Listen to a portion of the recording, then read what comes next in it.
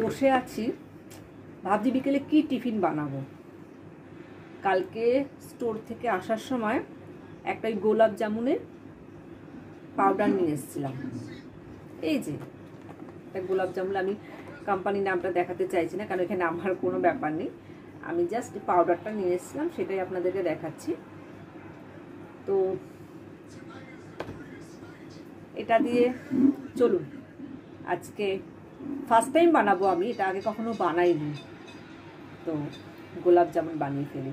আমি সিম্পলভাবে করবো একদম, আমি রিফাইন অয়েলে করব, কোনো ঘি ফি কিছু না, যাতে কোনো প্রবলেম না হয়। প্রথমবার করছি তো জানি না কেমন হবে, একটু ভয়ও লাগছে, কেন অনেকে বলছে যে ফার্স্ট টাইম করলে পরে অনেক সময় ফেটে যায়, যেটা হয়। তো চলুন আমি আজকে গোলাপ জামুন করে দেখাচ্ছি।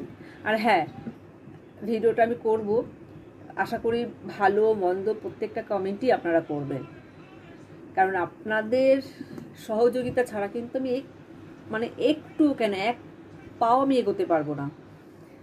ভিডিওটা যদি পুরো কমপ্লিট করার পরে আপনাদের ভালো লাগে নিশ্চয়ই লাইক করবেন, কমেন্ট করবেন, আর হ্যাঁ প্লিজ আমার চ্যানেলটিকে সাবস্ক্রাইব করে আমাকে এগিয়ে যেতে সাহায্য করবেন।